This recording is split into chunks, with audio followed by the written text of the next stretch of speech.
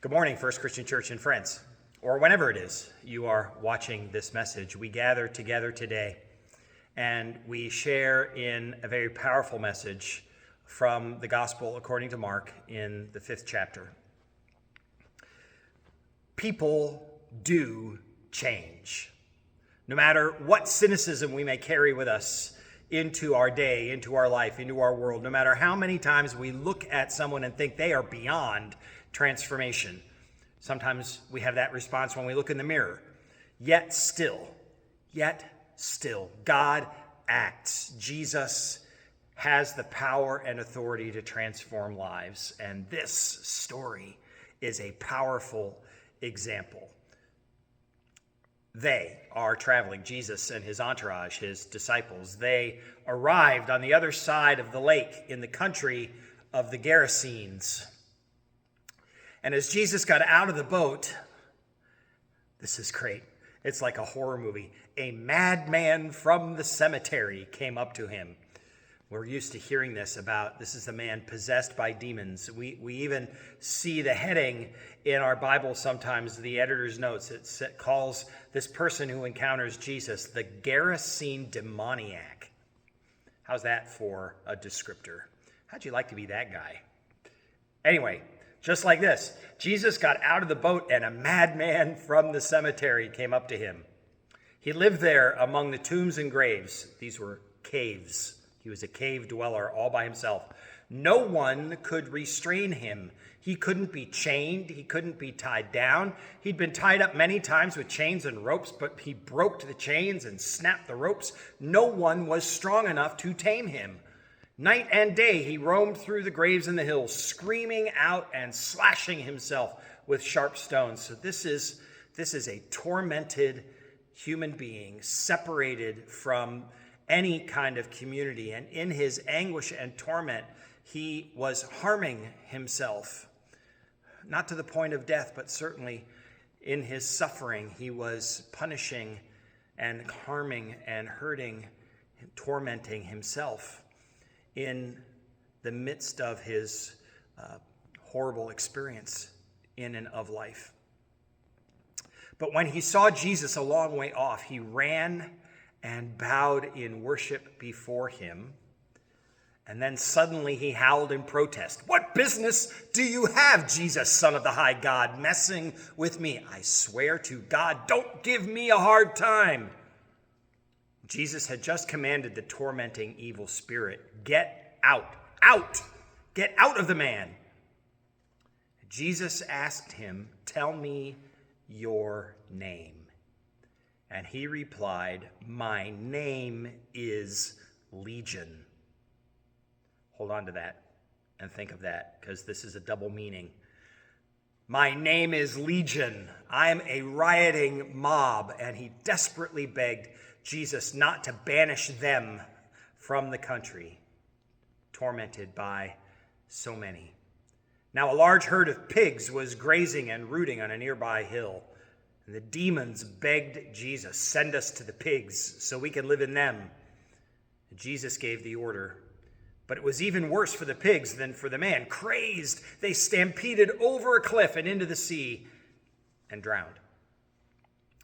Those tending the pigs, scared to death, bolted and told their story in town and country. Everyone wanted to see what had happened. And they came up to Jesus and saw the man, the madman, the demon-possessed man, the tormented man. They saw him sitting there dressed in regular, decent, clean clothes and making sense, in his right mind, no longer a walking madhouse of a man. Those who had seen it told the others what had happened to the man and the pigs. At first they were in awe, and then they were upset over the drowned pigs. They demanded that Jesus leave and not come back. Other translations talk about how when the people saw the man dressed and in his right mind, they They didn't celebrate. They weren't overwhelmed with joy. They didn't have this moment of wonder at the great and awesome power of God to transform. No, they were afraid, and they wanted Jesus and this man to go away. Get away. We are scared of you.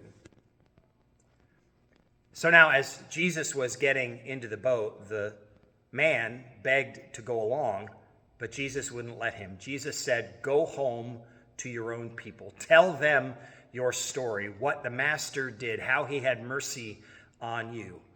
And the man went back and began to preach in the 10 towns area about what Jesus had done for him. He was the talk of the town.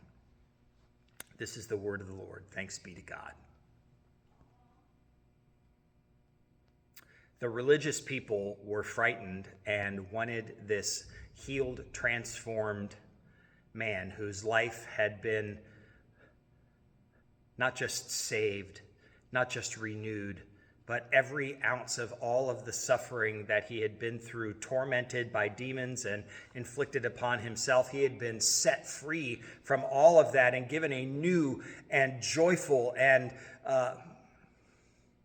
thoughtful, faithful life where he was ready to give his testimony and share all of the things that God had done for him, all of the ways in which he had been set free, but the religious people wanted nothing to do with it. It was almost as if this man's place in their society was to be the one who was out of his mind, out there on the outskirts of town doing crazy and horrible things to himself, almost as if he were contagious. And especially now that he had come into their space and he was transformed, clothed, and in his right mind, not just like all of them,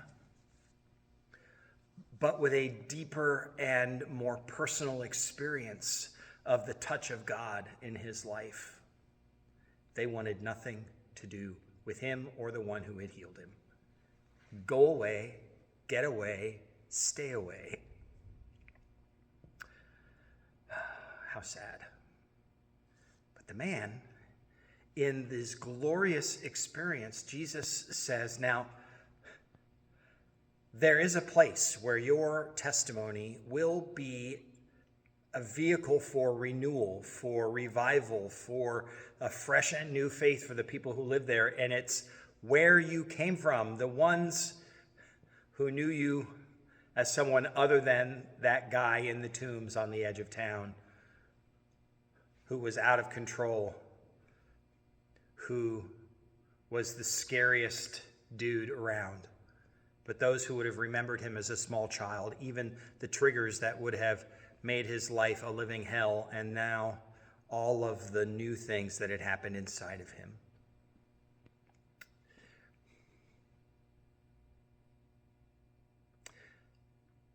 These kinds of stories yet happen today. People whose lives have been out of control and a total mess, and the people that they live around only see them because of or through the lens of their struggle, their illness, their torment. Who, if they saw this person clothed and in his right mind, not only would they be afraid, but they still wouldn't have wanted anything to do with him. They'd still be afraid, maybe in a fresh and new fear-laced way of life. And we talked last week about the ways in which fear drives people to do terrible things. But this man's life had been legitimately transformed, and it was worthy of celebration. And so if those who would only accept him in his previous untransformed way wouldn't hear his testimony, somebody would. And his experience would bring renewal and transformation to somebody else.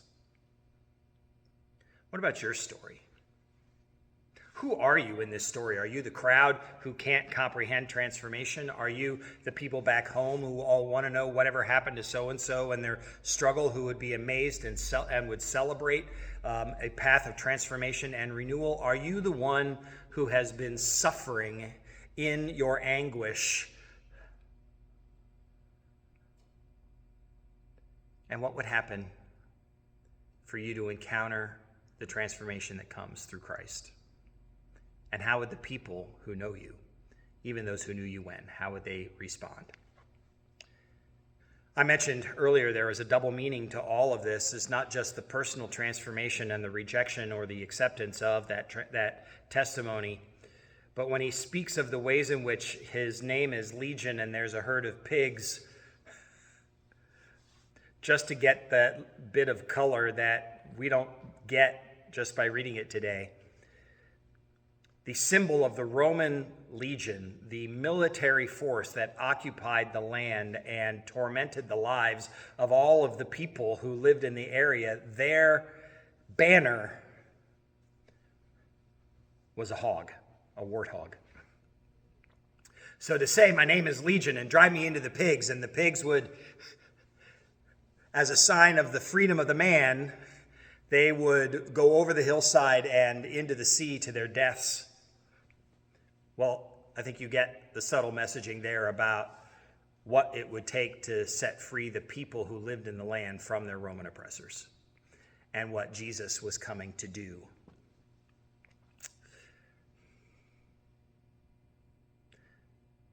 The Son will set you free, and you will be free indeed. Embrace the life that really is life and realize if this man could be transformed, anyone can. Even us. Peace.